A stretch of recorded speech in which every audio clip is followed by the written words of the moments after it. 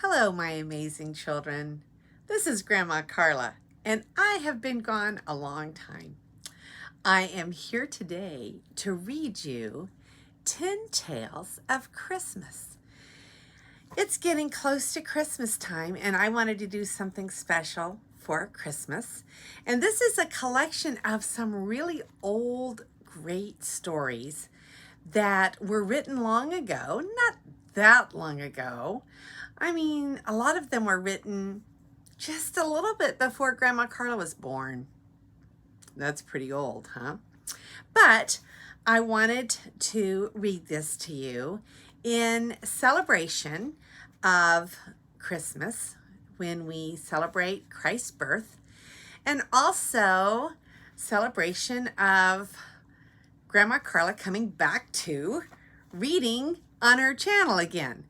I took a little break and I got a graduate degree in library science, and now I'm back.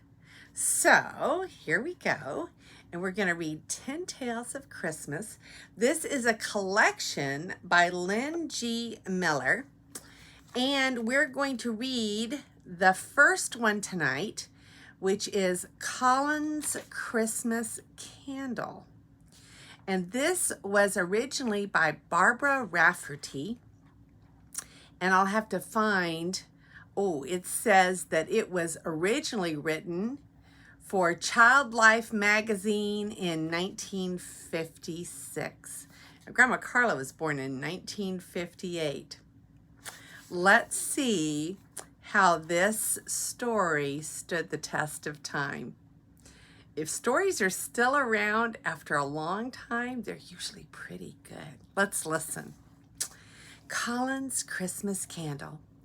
Colin walked slowly home from school, scuffing his feet as he crossed the hill of the little Irish fishing village. It did not seem like Christmas Eve. Perhaps this was because it had not yet snowed. But Colin knew that there was another reason why it did not seem like Christmas, a reason that he did not dare even whisper in his heart. He looked out across the lead-colored sea. There was not a speck of a ship on the horizon, and 7 days ago, his father's fishing schooner had been due home. "I'll bring you a sheepdog, pup from the Shetland Isles," Colin's father had said when he left. "You'll have it a week before Christmas, I'm certain." But tonight was Christmas Eve. Colin looked toward the lighthouse, high on the hill. 7 days ago, a north gale had short-circuited the lighthouse wires and snuffed out the great light. For 7 days, there'd been no beam to guide a schooner home. Colin pushed open the cottage door. He heard his mother moving in the kitchen. "We'll need more peat for the fire, Colin," she said as she came into the front room. "And it's nearly time to light the candle for the Christ child." "I'm not caring much about lighting a candle, Mother," he said. "I know, for I'm not caring much either," replied his mother. "But everybody in Ireland lights a candle on Christmas Eve, even when there's sadness in the house. It is a symbol that your house and your heart are open to poor strangers.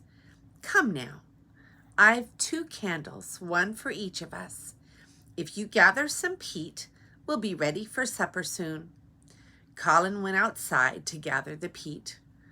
"I'm not caring much about lighting a candle," he repeated to himself as he glanced toward the lighthouse, "when there's not so much as a beam of light to guide a schooner home." But while Colin was staring at the lighthouse, an idea hit him like a gust of wind. He turned and started running up the long hill to the lighthouse. He pounded on the door, and Mr. Duffy, the keeper, opened it a crack. "What's got into you, young fellow, startling an old man like me, and on Christmas Eve, too?" "Mr. Duffy," gasped Colin, "how did you used to light the lighthouse?" Could you do it again?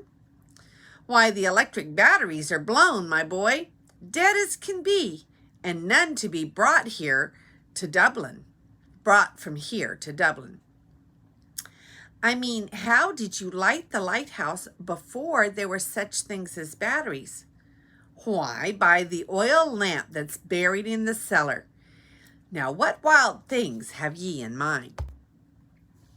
There's no oil kept here now. Mr. Duffy stared at Colin and then lowered his voice.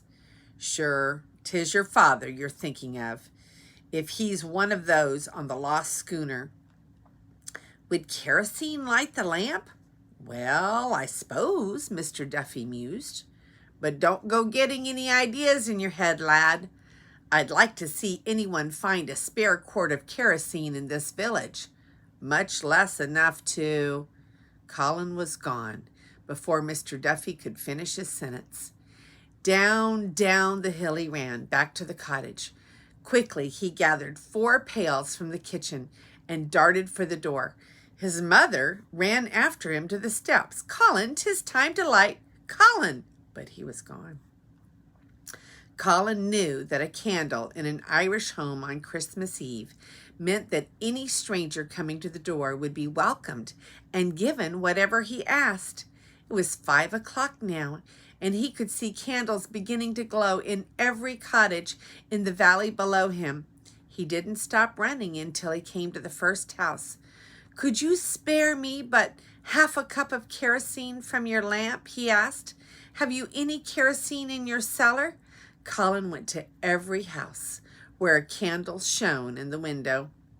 In 1 hour, he had filled 2 pails. Slowly and painfully, he carted them up to the lighthouse door. He knocked. Mr. Duffy appeared and stared. What manner of miracle is this? He asked. This is enough to keep the lamp burning for the night. I'll get more yet, Colin shouted as he started down the hill. It's early still. After 2 more long hours, Colin had gathered 2 more pails of kerosene. When he was halfway up the hill for the second time, he saw the tower suddenly flicker with light. A great beam spread out over the valley and stretched toward the dark heart of the sea. Mr. Duffy had lighted the lamp. When Colin reached home, it was very late. His mother jumped from her seat near the fire. Colin, where have you been? You've had no supper, nor lighted your candle. I've lighted a candle, Mother, and a big one. It's a secret, and I can't tell you yet, but it was a huge candle indeed. After that, Colin ate his supper and went quietly to bed. He dreamed all night of candles and fishing schooners and kegs of oil. Then a great shouting aroused him from his sleep. The ship has come! The ship has come in! 'Twas the light, they said, that Mr. Duffy lighted. They were but 10 miles out all week after the storm, just drifting in the fog. Colin opened his eyes. He saw that dawn was breaking and that his mother was standing at the door. He bounded from bed and pulled on his clothes, then ran to the door and looked toward the harbor. It was true then. There was the schooner with its rigging standing out against the gray of the sea. Colin raced for the harbor. He felt a moist wind in his face. It was beginning to snow. Oh, it was Christmas all right, falling from heaven and right into his heart. That was a good story. Okay, so I'll show you the only picture that they had, and that was a picture of Colin carrying 2 buckets of kerosene. That was a precious little story. I hope that you enjoyed it, and I hope that it puts a little Christmas joy into your heart. He lit a very big candle for the Christ child, didn't he? And so I hope to be back tomorrow with another Christmas story. This is Grandma Carla, and I love you.